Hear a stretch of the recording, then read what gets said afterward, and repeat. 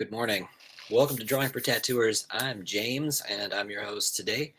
Uh, I'm really excited to talk with you about a very interesting concept, uh, provocatively titled The End of Art. So, this will be a 40-minute presentation about that. Uh, Feel free to join if you like. You can find the link on the homepage of reinventingthetattoo.com. Um, but yeah, you can also send in any questions you have right to the chat. I'll try to keep up with that. Anyway, I really love to hear where you're watching from, where you're if this is working for you.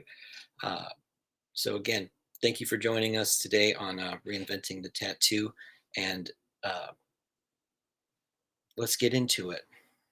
So the title of today's show, "The End of Art." Uh, this is a paper and a book by Arthur Danto. Arthur Danto was a philosopher and a theorist of art. He died in 2013. He came up with this thesis about the end of art. And so, what on earth could we be talking about? Right? We're artists. We still make art. Art's still happening today. How could art have ended?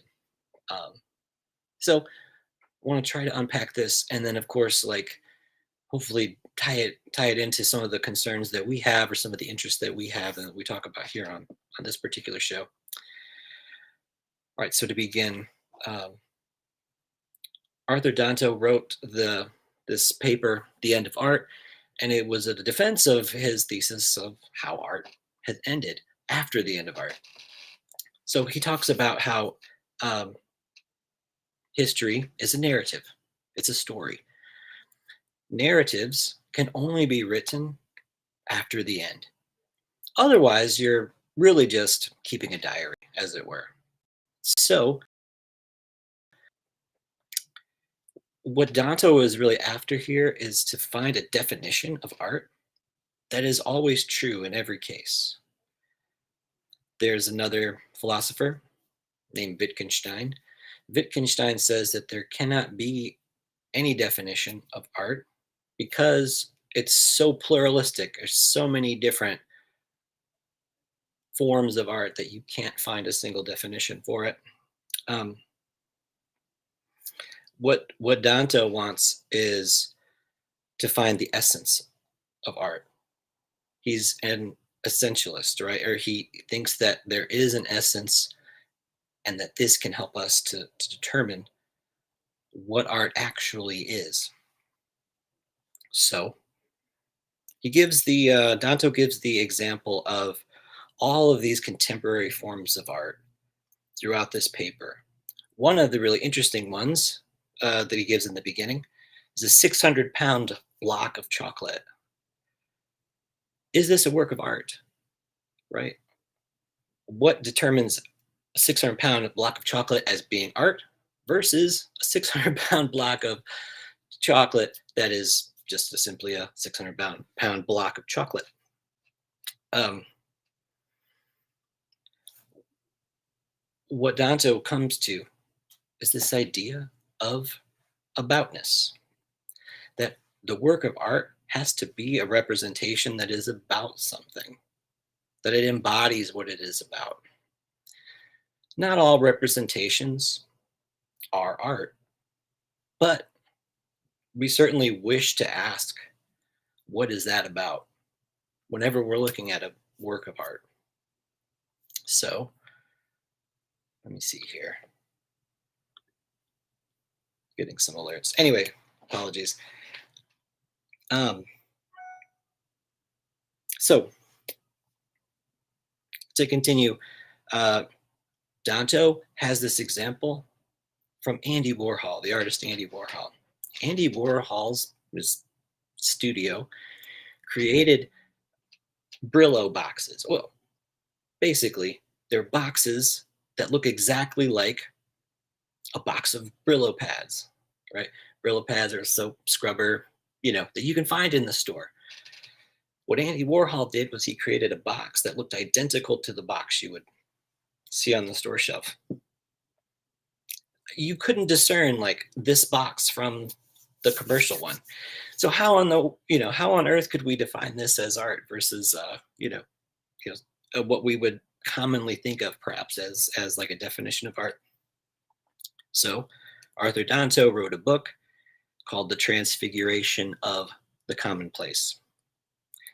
And in it, he comes up with all these, with these ideas about how you could start to find conditions for art. Um, Again, he really is thinking about what is art about? What is this? What does it embody in terms of its meaningfulness?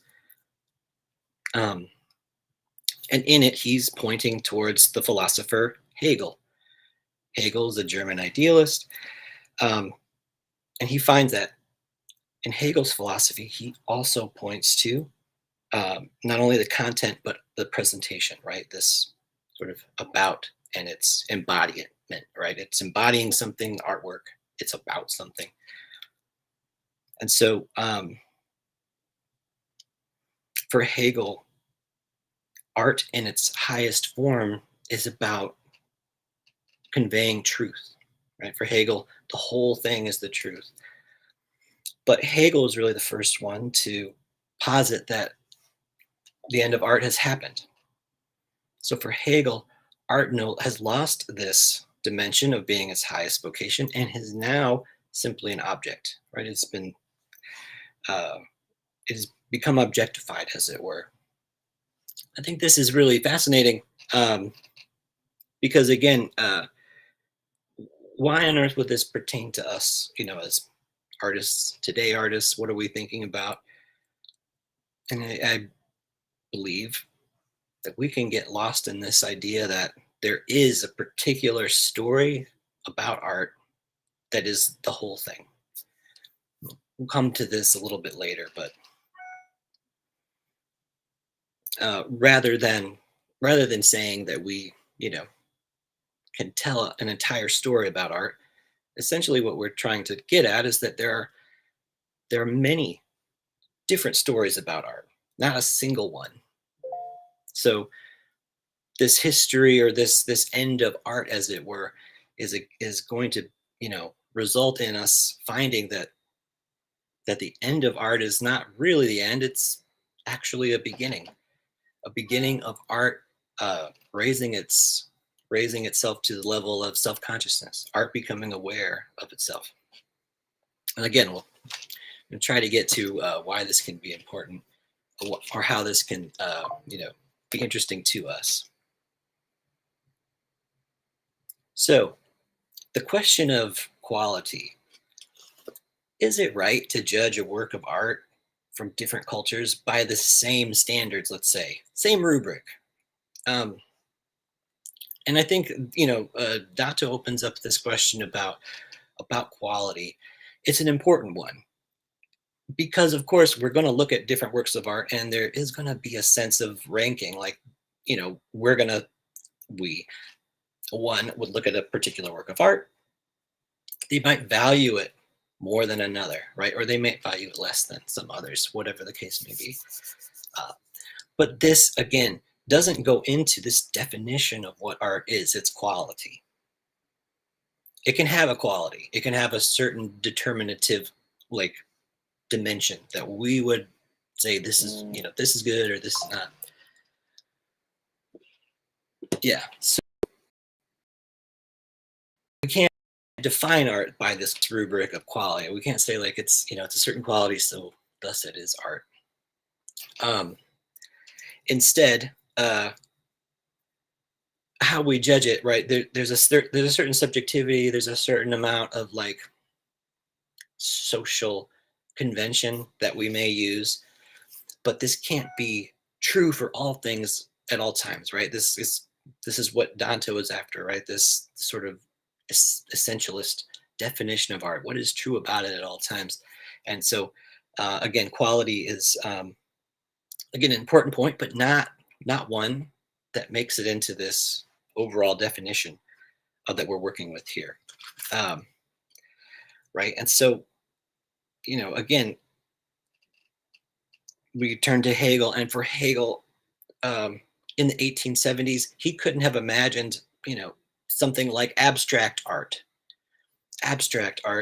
Uh, who could have imagined that in the 1800s, right?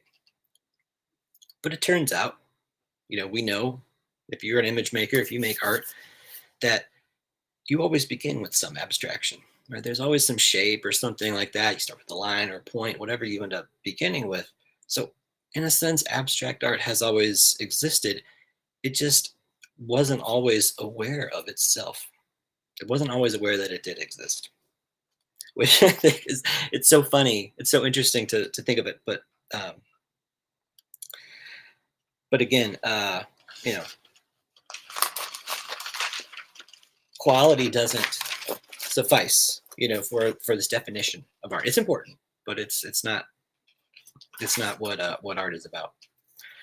Um, Throughout, this development, Anto does admit that it needs more thought, right? Like that embodiment itself.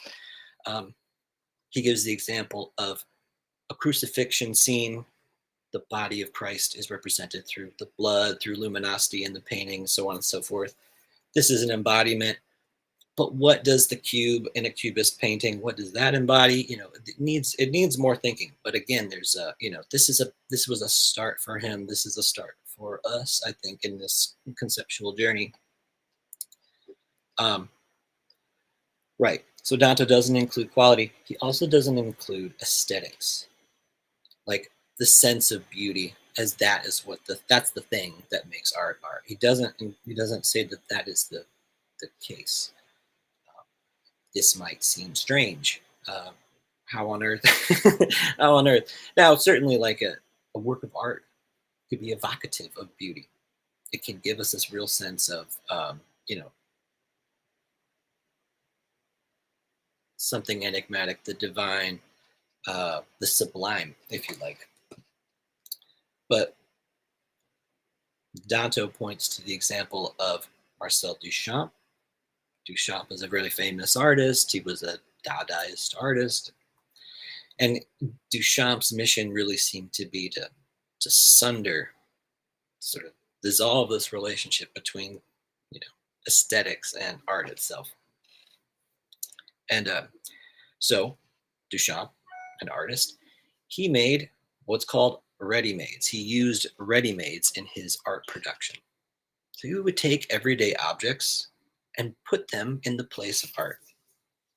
So, for instance, take a comb, right, like a hair comb, or a snow shovel, whatever you like. Now, it might very well be that these were novel expressions. Right? The first time that you ever saw, uh, hmm, the first time that you ever saw a comb in the gallery or in the museum, first time it was ever presented, or maybe it was the first time you ever seen one that you've ever seen one in the first place. Um, at a certain point, that would become exhausted. But what Danto gets to here is that what remains is what is left after the subtraction of this sensuousness, right? So I think what we're pointing to here is if you see this object that seems like an everyday thing, the Brillo box that we were talking about earlier, or like a hair comb or a snow shovel or something, after you subtract its sensuous appearance, what it is, what's left? And so it could be something that's very mysterious to you, right? Could be mysterious. Why is this art? Why is this considered art? Why is this here? Um, or it could be the sense of novelty. Wow, it's the first time I've seen that was so bold and daring for you to use this object. But there's something more, something, a shape, a gestalt of something that is remaining after you've uh, sort of gone past its appearance. And I know that may sound funny, but again, I think you know, think about art that you would question. Like, is this art? take away whatever it is that it is, that you're questioning. And of course, like, it's left you with affect, it's left you with all sorts of feelings. Again, there's something interesting in that. So uh,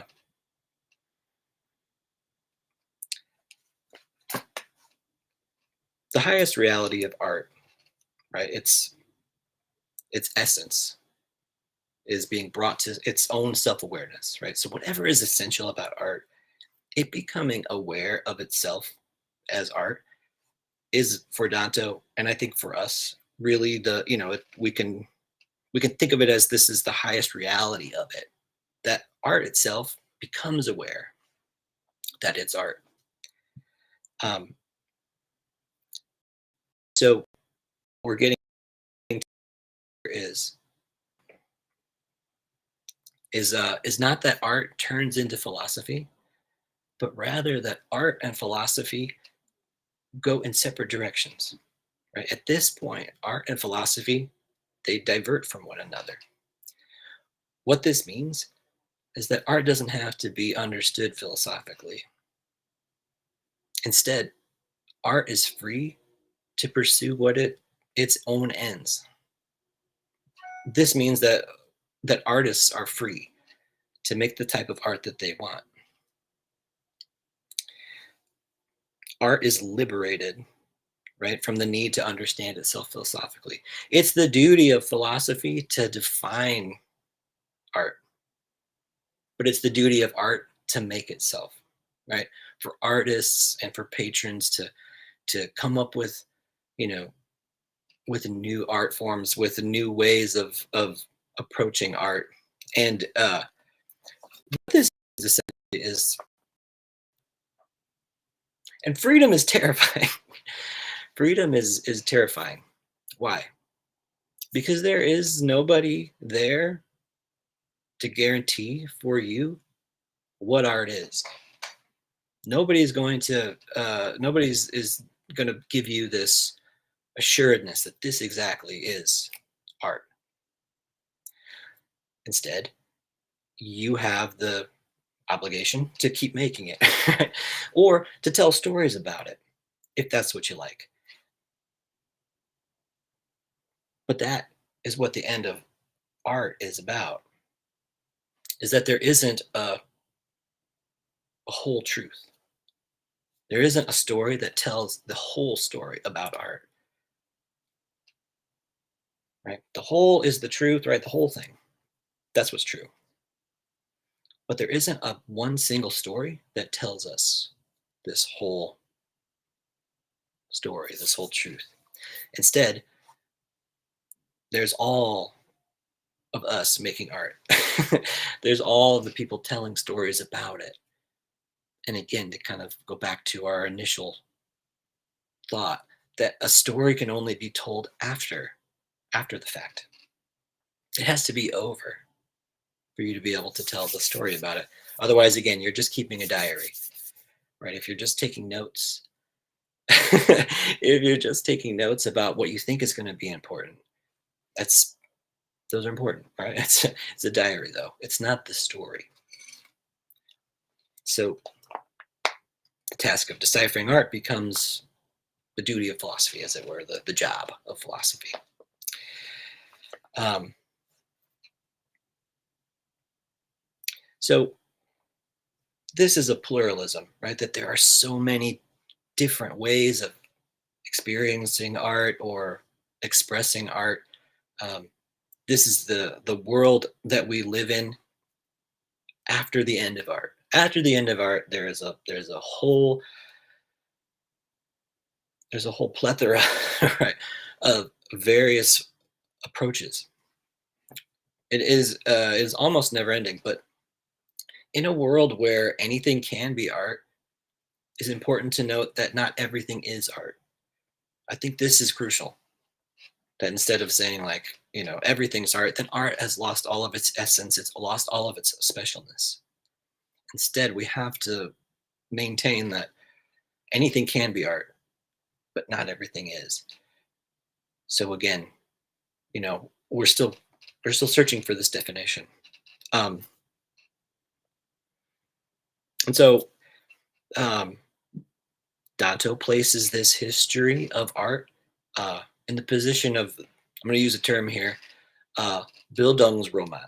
Uh, this is really just another word for like a novel, like a story, right? A Bildungsroman is a word that describes a novel that tells the story of a hero or a heroine, whatever, and their journey through their formative years, right? Their spiritual growth. It's meant to be instructive for us and how to proceed, how to like live your life. So we look at the history of art. That's the way that we're supposed to approach it according to Danto. And this makes sense, right? We look at the lives of artists that we admire, for instance, and we're thinking about how does that relate to my story, to my narrative, the one that I'm currently telling myself. um, but you know, this idea of a story that is instructive for us again can be seen in Hegel. Hegel wrote a book called The Phenomenology of Spirit. This book is a crazy book, but ultimately it tells the story of a hero or heroine. In this term, Geist, and that's the story of you know Geist or spirit, like becoming aware of its own nature, right? Of spirit as spirit, it knows itself. These are especially manifest when it makes mistakes. When we make mistakes, we really start to learn about our nature. We really start to learn about, when we get it wrong. That's when we could start to understand. Mhm. So, thus, for Hegel, art invites us to intellectual consideration, right? Uh, this helps us understand, like, when we ask this question, like, but is that art? Like, is that something art? We may very well, we're thinking about art critically at that point. We're not sure if we accept this as a work of art. We are thinking critically. We are thinking about trying to define it, what art is. And so, um, again, thinking about, is this art? Does it have an aboutness, right? What is it about? Uh, um, and so the art that has kind of attained this sort of self-awareness, um, art knows itself. Uh, this again, gets us past this point of thinking that is probably fairly historical. And again, I would almost imagine, or I would say that we probably there are some of us who probably still think this way, right? And that art, right, can convey truth through the senses without thinking. Which like if it is, we're going to say it imitates nature. The word for that is mimetic. If you were to paint a painting, draw a drawing, any kind of image that you like, if it's so close to natural, if it so closely emulates nature, is it conveying truth in some way? And so, what we're trying to unpack here is this idea that that this doesn't work anymore. That instead we are compelled to think about art conceptually. We're thinking about it. We have to perceive this sensuous appearance of art, whatever it may be. And it has to be evocative of some thinking. It has to provoke us in some way to think thoughts, to feel things.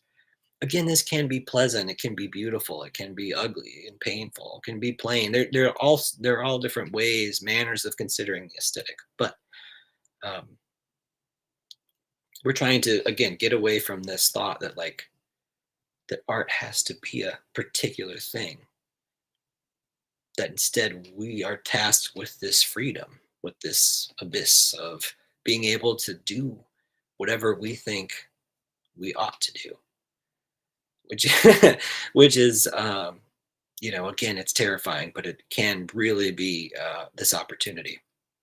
um, so Danto goes into an explanation about, or an examination if you like, about craft. Does a beautiful craft equate to art?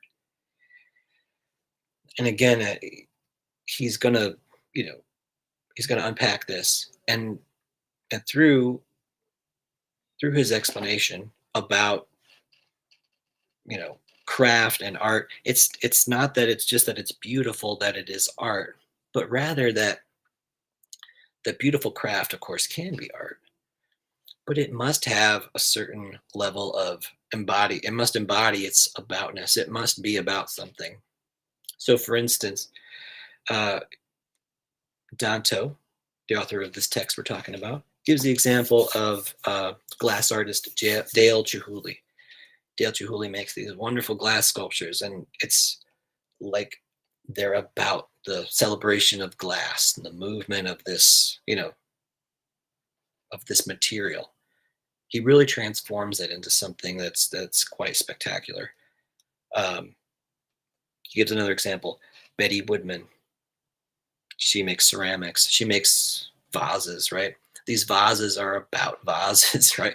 They're so they're so wonderfully crafted, but of course they have a self-aware concern about their own quality. I would put in here tattoos and Guy Etchison, for example. Now his tattoos are they're abstract. They may not be about anything, but instead they actually are tattoos about tattoos, which is really fascinating. And so, um, we got here. Mm. So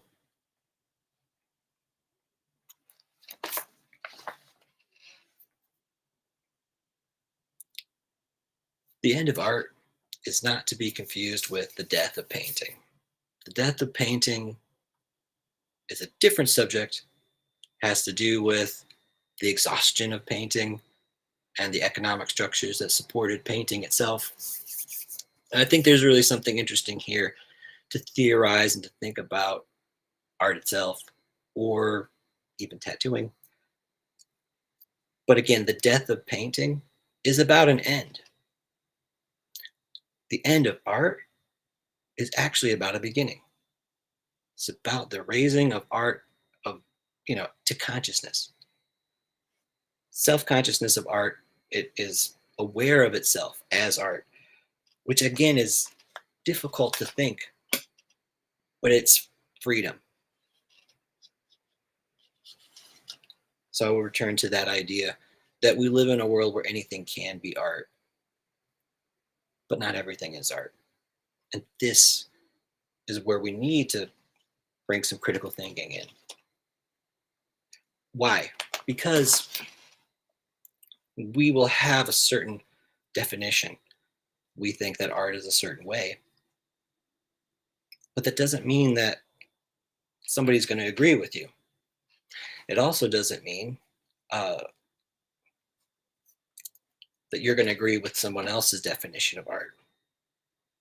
Instead, we're tasked with making it, and of course, becoming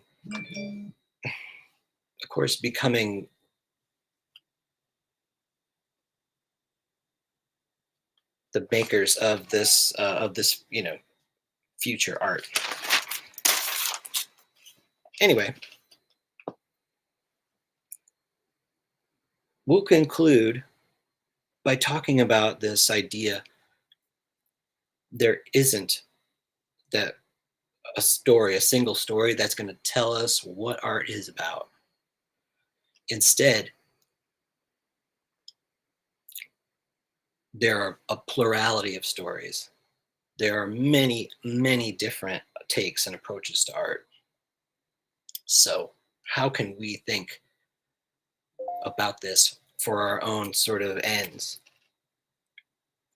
I believe what this does is it gives us a freedom to pursue the things that we think we ought to make, the things that we find are important, the things that we are interested in.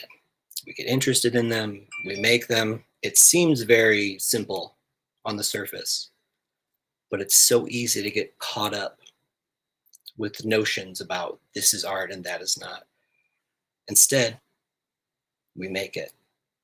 We can explore it later. After it's done, tell a story about it, make a narrative. Again, Danto points to Hegel, the idea of spirit rather than genius. Spirit is defined as this unity of self and essence. We're trying to point at what essence is. It's very, it's a very complicated idea, but we can know it. There's a truth to it that we know when we see, we can perceive essence. We can't predict the future, right? Spirit cannot predict its own future production, which is important here. Why? Because we can't depend on a certain progressive quality to things. The future will unfold, but we can't predict what it's going to be. Instead, we have to keep putting it to the test. Whatever it is that you are driven to make, driven to be interested in, put it to the test. And that is the thing. Um, that is art being self-aware. That is art that you can make. Right? It's again, we can come to this idea. How do we define art? We can define art as we like, but we have to tell its story, right? Our own version, the versions that have gone before. There are many, many examples of this throughout history. But the end of art, again, is about a raising to consciousness, about the freedom, this terrorizing freedom of being able to make whatever it is that you think should be art. And then other people are going to judge it in certain ways. You're going to judge it yourself. And then it becomes a matter of qualities and aesthetics and all the rest. So to sum up, the end of art is really a beginning.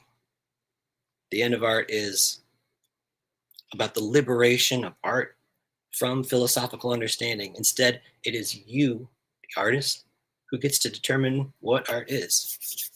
So I hope that you've enjoyed this presentation.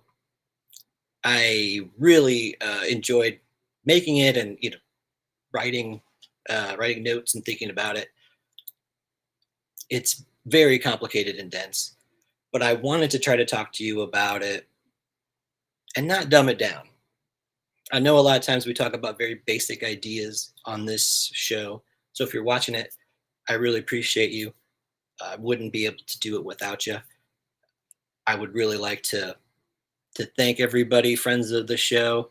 Certainly Gabe Ripley. Thank you so much, Gabe, for everything you do behind the scenes.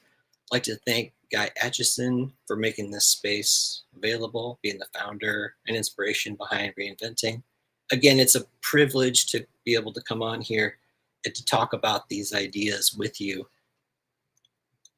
And I hope that it inspires you to keep making the work that you are interested in, but also to give some consideration to work that you may find challenging in some way.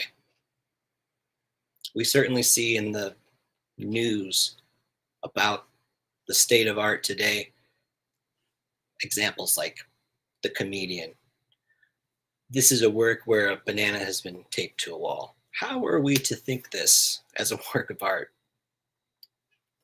I believe that if we begin with this idea of the end of art, not only do we find that it is provocative art, but it's also very comedic, it's also very critical. There's a lot to it that can be quite interesting, that can be something that you really find that there's something remains after you have subtracted all of the sensuous sort of qualities of it, that there's something that you're left with, a feeling. Perhaps it's outrage. Perhaps it's something else. But what we want to do is we want to continue to pursue the art that we want to make. And the art that you make is your expression, and it's art if you can make it so, right? Which again doesn't mean just because it's crafted beautifully that it is exactly art. Instead, uh, there has to be sort of essence that comes from you and is expressed in this artwork. And I think the only way you can do that, you can't actually force that. The only way you can do it is through constant work and through constant making of it. So anyway, thank you all so much for coming. It's been my pleasure to have another drawing for tattooers with you. Join us next week. We'll have friend of the show, Kyle Olson, on. We'll talk about tattoos. We're going to talk about drawing, do some drawing exercises and stuff. But it's been fantastic. I hope you all have a fantastic week. Happy drawing, everybody, and we're going to see you next.